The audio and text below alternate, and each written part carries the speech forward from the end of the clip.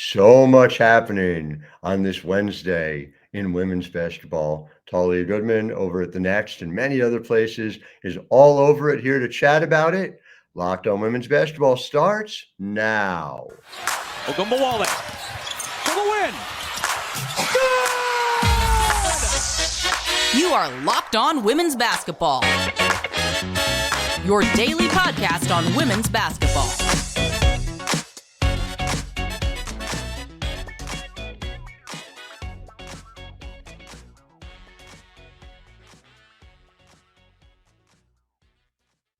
Happy Wednesday, everybody, and welcome to Locked On Women's Basketball. I'm your host, Howard Megdal. I want to thank you for making us your first listen every day. Over 172,000 of you showed up for us in December alone, the way we show up for you 6 days a week, covering the past, present, and oh yes, the immediate future of women's basketball. You want to know what's going on in WNBA free agency? We are all over it. Our great Jackie Powell had the story of John Paul Jones deciding to return to New York. Go to thenexthoops.com and subscribe. $9 a month, $72 a year for over 100 reported pieces on women's basketball in your inbox. And my goodness, quite a few of them coming from one of our newest contributors, Talia Goodman, who's been doing a little bit of everything. In segment one, we're going to talk transfer tracker. That's right. If you want to know who's on the move, and there's a lot of players on the move, she's got you covered. So excited to talk as well about her terrific Seton Hall piece, happened right in my backyard. Michaela Blades is off to Vandy. So all over the map. Talia, when you think about just the transfer tracker, first of all, what do you think it says about where the game is right now that so many players are choosing to move? I mean, kind of leave the moral part of it out of it, because I feel like a lot of people come into it from that perspective. What does it mean about building a team?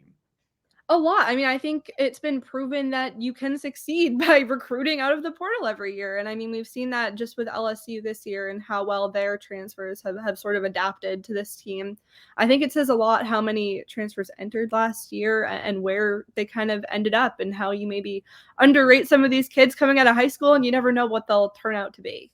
So there's everyday updates that we'll be doing here. So you've recommended, and I think this is great advice. You bookmark it, you keep coming back to it, but there's something different about the way we think about college basketball, right? Because now it's just a consistent 12-month-a-year story when it comes to who's playing where and what it means for these programs. Do you feel like there's going to be an impact on the way women's basketball needs to be covered as a result of this?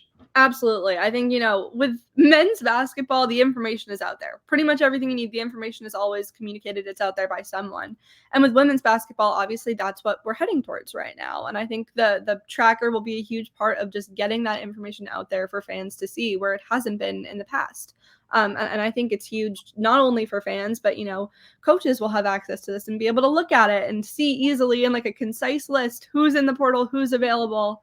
And so I think it'll just be really helpful for everyone to have that information out there and organized.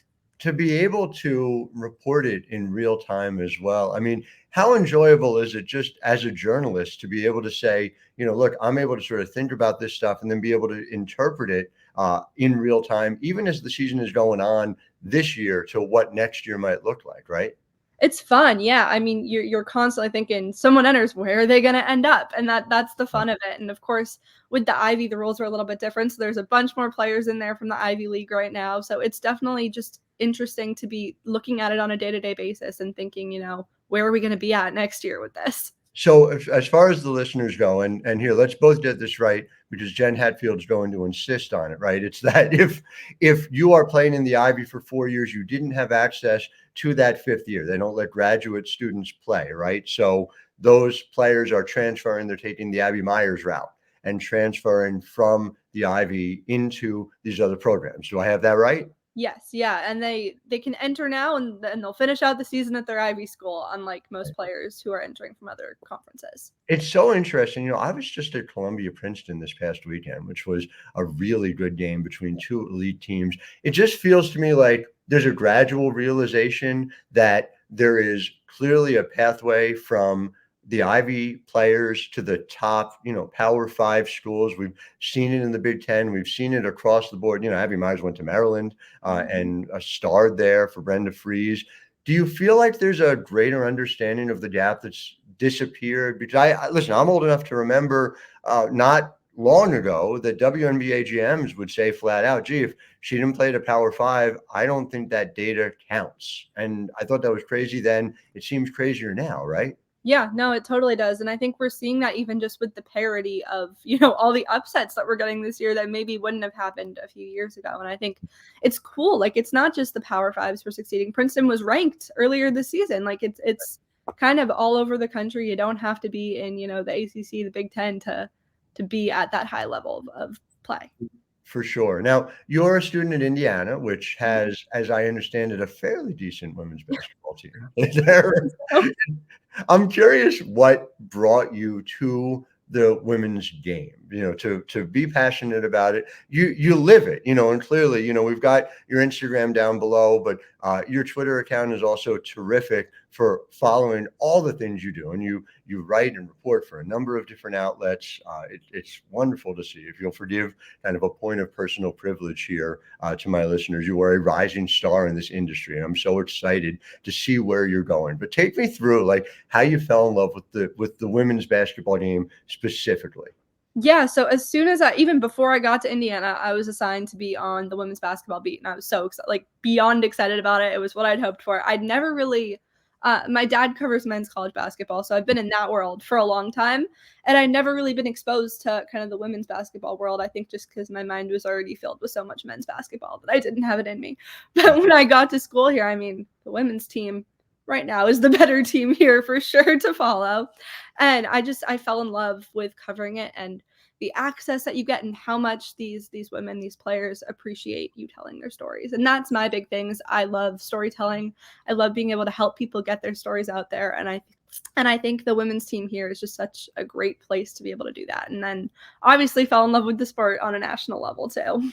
That's been the separator for me, to be honest with you. And I grew up following the men's game more than the women's game for, among other reasons, because it was simply far easier, because it was what we were exposed to on a regular basis. I grew up just outside of Philly, so I was lucky enough to have somebody like Mel Greenberg covering the women's game at the Inquirer, but such things were fewer and further between, like you said, in the same way. And that's the difference, right? Telling these stories. I love basketball, period, but it feels like we're able to make a difference in an area that really needs more. Plus, obviously, you had the chance to cover Grace Berger last year, and so that'll make you a convert just in and of itself. So it all makes sense to me. I'm fascinated just to see the growth of this Indiana team because, and you go back into Indiana history, there isn't that great women's basketball team the way you kind of expect it when the state of Indiana has this rich basketball tradition. Yeah, what Terry Morin has been able to do with this program is incredible. I think it starts with that, the NIT year, the year that they won it. And then from there, like the growth that they've had is just incredible. And some of these players, you think about Mackenzie Holmes, how she was, she's just a girl from Maine. And I wrote that story earlier this year. And it's just so cool what they've been able to do with these players, these recruits that no one had really heard all that much about before they got to Indiana and what they've become. You go up to Maine and Mackenzie Holmes is like a household name beyond even literally lobster. I think she's overtaken lobster in the state of Maine as the most famous export. Is that, you're a New England product yourself? Is that fair? Am I overstating it? Definitely in Maine. I actually was up at the Maine game this year in November, and I got to see that environment live. And man, it was like 50% Mackenzie Holmes fans there, I would say, at least. And then, there's the Maine fans too. They're passionate about their basketball for sure, but they love their homegrown basketball star, and they loved her when she was in high school, and they love to support her now. Yeah, it really was wonderful to see a full house for Mackenzie Holmes. And again, it's just all of these players who are transcendent figures in the game. It feels like in so many ways, even now, and it's more than 50 years after Title IX, but in so many ways, we still feel present at the creation of what's going on in women's basketball right now. So I'm real excited about it. We should talk about Mackenzie's current team. We'll get into some more Big Ten in segment 2. Also want to talk about your awesome Seton Hall story, which just happened right here in our backyard. So a lot to get to in segment 2. Really looking forward to it. But first,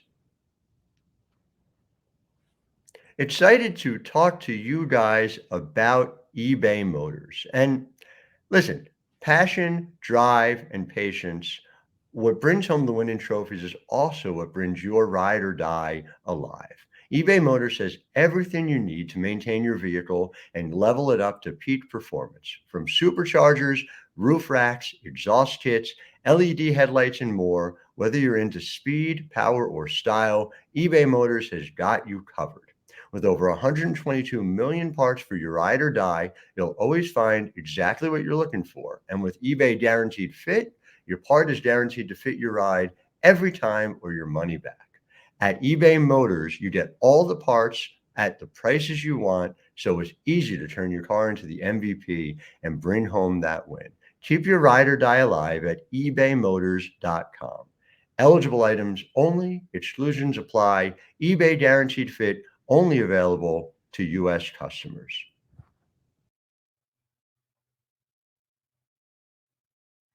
Locked On Women's Basketball is brought to you by Hungry Root. Now, look, it's January 2024, but it's late January 2024. So Hungry Root is here to rescue you from some of your short-lived New Year's resolutions. Maybe we're cheating a little bit on trying to eat healthier. Maybe it's hard. I know it's hard for me. I do a lot of travel with my work. I'm on the road.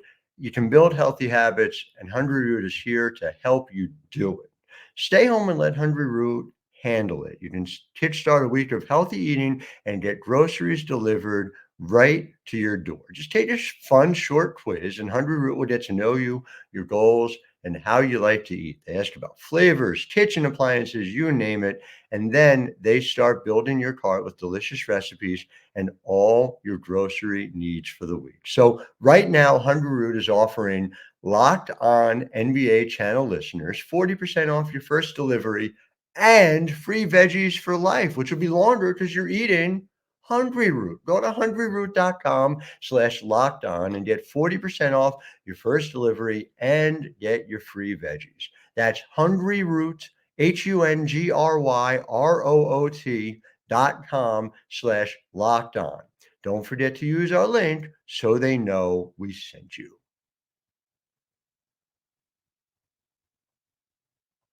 Back here in segment 2 with Talia Goodman, and I just want to set the scene for this story. 2 players on Seton Hall.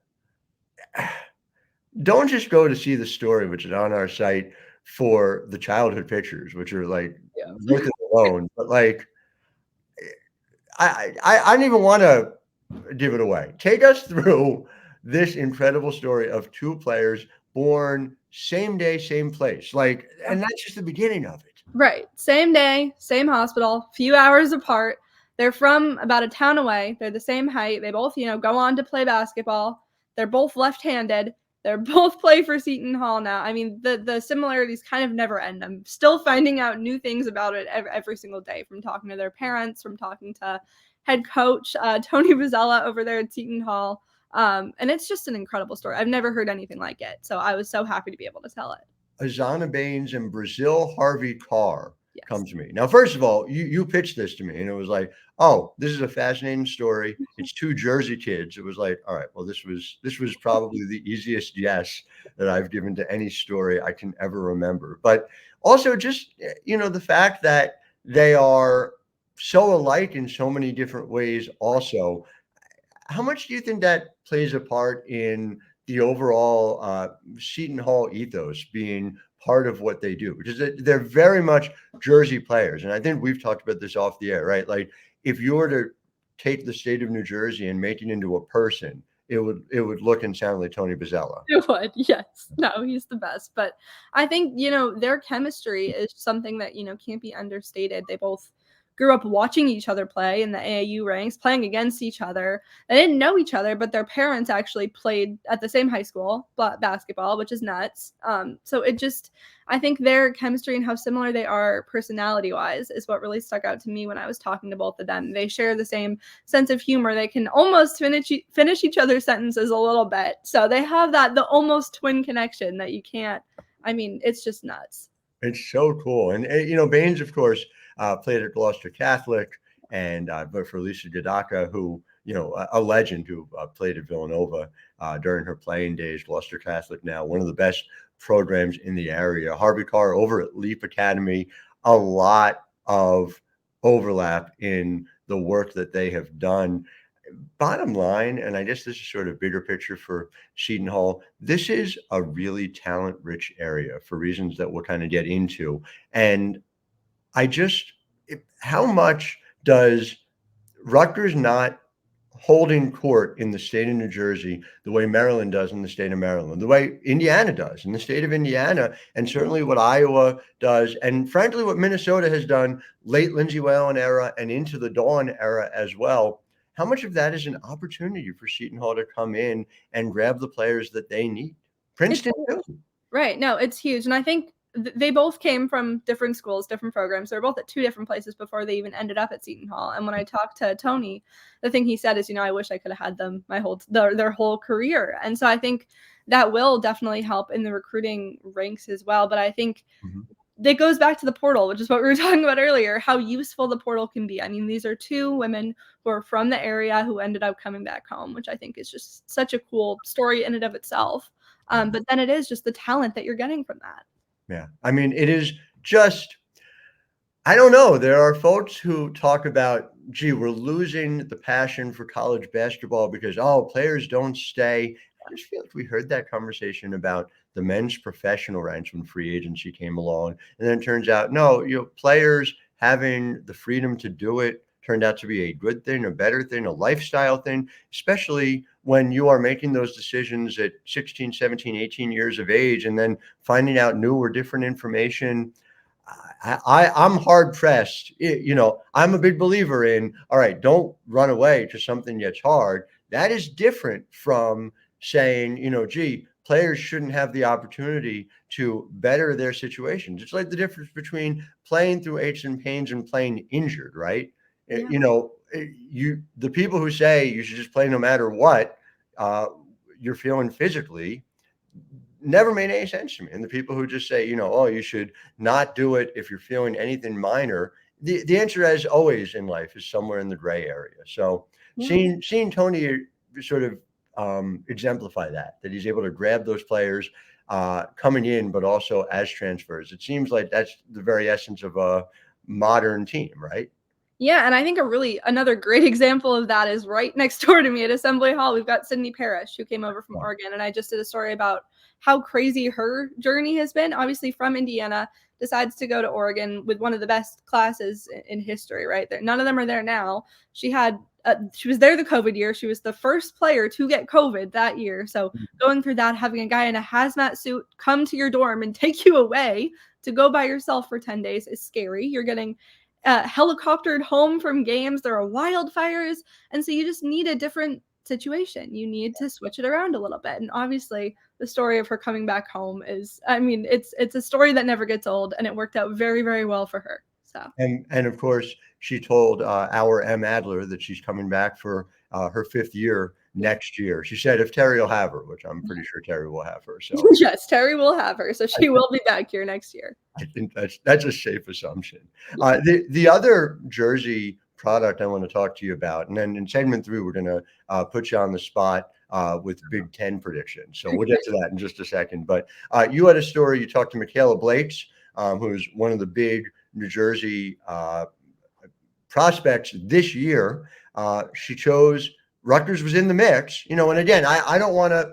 Coquise Washington has a big task ahead of her, and it's just year 2, and it takes a long time to build. But that had to be a blow to have Michaela Blake going to Vanderbilt instead of Rutgers. Take me through from that conversation that you had with Michaela about what went into her decision. Well, I think the first thing I want to say is you'd think I'm from New Jersey with all the Jersey stories I'm covering here. This is nuts. It's very I don't true. think I even realized it until you just said it. Like, what's my obsession with New Jersey right now? I don't hate it. I don't know what's going on. hate it. But yeah, so I've talked to Michaela Blakes twice now. I saw her play actually this summer at Nike Nationals when I was down covering that event. And she's fun to watch. And the offers that she had were so impressive. She had, the UCLAs, the Indianas, and the Vanderbilts, of course. And when I talked to her 2 days ago, the big thing she said was that she wanted to find a family feel, and she just felt really comfortable there. She felt like she could grow as a person there, and she wants to help with the resurgence of this program. And I think obviously we've all seen what Vanderbilt has done this season. They've been very impressive. And I think watching that and getting to visit, obviously Nashville, Tennessee doesn't hurt at all. So good place to be. And I think she just sees it as a place where she'll thrive and be able to help grow a program. Shea Ralph, it was a matter of when, not if, for how she'd kind of build that program. So we'll talk about on the other side of our second break, we'll talk about a little more Rutgers, a little more Indiana, and just sort of where the Big Ten is, because it is more fluid, I think, than a lot of people gave it credit for being.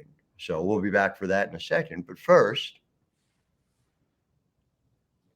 I want to talk to you guys about the deal that FanDuel is continuing to offer. We're heading into the NFC AFC championship game. Doesn't really apply to me as a fan, as a New York Giants fan, sadly, but all the same, these games are going on. They've decided to hold the playoffs anyway. And the NFL offer is significant from FanDuel. New customers get $150 in bonus bets guaranteed when you place a $5 bet. Again, it's $150 in bonus bets if you win or lose. It's for games over, under, same game parlays. Explore it, because there's a lot of options, but it's not overwhelming. You go to the Explore tab, you check it out, and you find the right fit for you. So visit FanDuel.com/lockedon to make that first bet. No, you can't bet on the Giants, but there are teams still playing. Again, FanDuel.com/lockedon. FanDuel, official partner of the NFL. So back in segment 3 with Talia Goodman, and when we think about where Rutgers is, that game against Michigan this past weekend was surprisingly close, right? There are these unexpected wins from Minnesota. And, those who are listening to the program have heard me talk about Mara Braun for a long time. She, of course, came into Indiana and got totally stopped by the Hoosier defense. Indiana has some unexpected losses too. Michigan State, and what Robin Fralick is doing over there is not to be ignored. A top 5 offense efficiency-wise in the country. What's been the biggest surprise to you so far out of this crazy Big Ten season?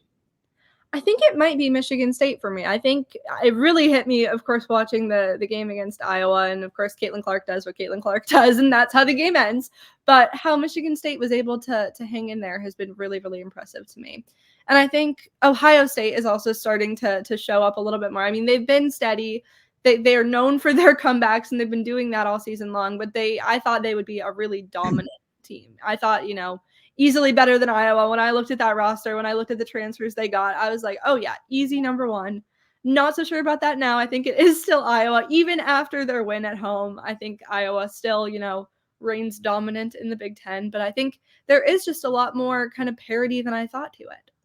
Cody McMahon is sort of the missing link to my mind between Ohio State being a good team and Ohio State being a great team. So not just that win against Iowa, but seeing her go for 33 and to do it, shooting 12 for 21 from 2 in the process seems like a very big deal to me. Obviously JC Sheldon gets a lot of the talk when it comes to next level, but I had folks telling me last year that McMahon is in the conversation for freshman of the year for them, right alongside, folks like Tanaya Latson and Kiki Rice. So, do you feel as if that Iowa game was a breakthrough, not just in terms of outcome, but in terms of process? Yeah, no, absolutely. And I think it'll kind of carry them they have the Big Ten schedule is tough. It's a tough one.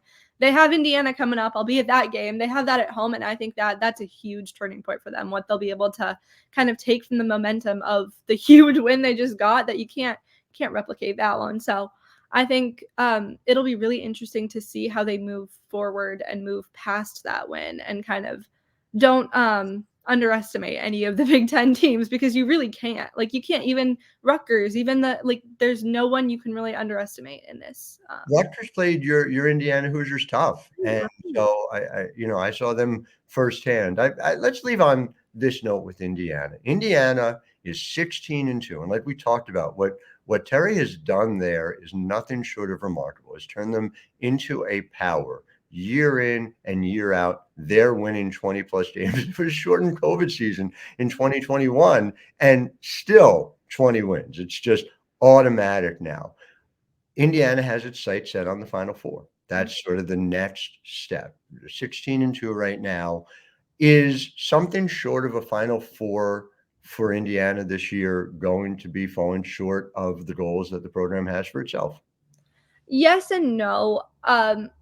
I think heading into this year, I probably would have said yes, but after watching this, it's not the same team they had last year. So I don't know if a Final Four is necessarily where they'll end up. I think they have the potential to be that kind of a team, but there are still some things they have to work on. And obviously, Sydney Parrish didn't play in the last game. We're not sure what's up with her right now. And I think that she's a big piece for this team. And if she's out, it kind of changes the trajectory of everything. But they got to work on taking care of the ball a little bit better. They're rebounding. Obviously, they have an All-American in Mackenzie Holmes. And everyone doubles her, and then they're the shooters. So you really can't win with Indiana. There are so many different options. And I think they are a very, very talented team. But there are so many very, very talented teams that, the Final Four is not, if you don't make the Final Four, that's not a failure. There are so many good teams right now. 100% agree. And fascinating to see how they get there. I'll just leave, it's just a free idea from the Indiana program. Grace Berger is still in the state. She plays for the Fever. She's there during the off season. Find a way in this moment to stretch her eligibility and get her back. It's the Wild West right now for the NCAA. That she'd be huge. She'd be helpful, right? Yeah, you think? I think she'd be. Yeah. They probably. I think they could have won that Iowa game if they had. I think you're right. Well, Talia Goodman, it is delightful to work with you. Make sure you are following her everywhere you can. Instagram, Twitter. What's the Twitter handle? At Goodman Sport. That's where I am mostly. And check out all that she's doing, and make sure you check out, obviously, what she's doing over at the Next. Can't wait to see what's ahead. Talia, thank you for your time. To our listeners, want to thank you, as always. The great Gigi Spear will be hosting tomorrow, so enjoy that upgrade, friends. And I will be back with you come next week. Until then, I'm Howard Megdal, wishing all of you a wonderful Wednesday. Ogunbowale for the win. You are Locked On Women's Basketball, your daily podcast on women's basketball.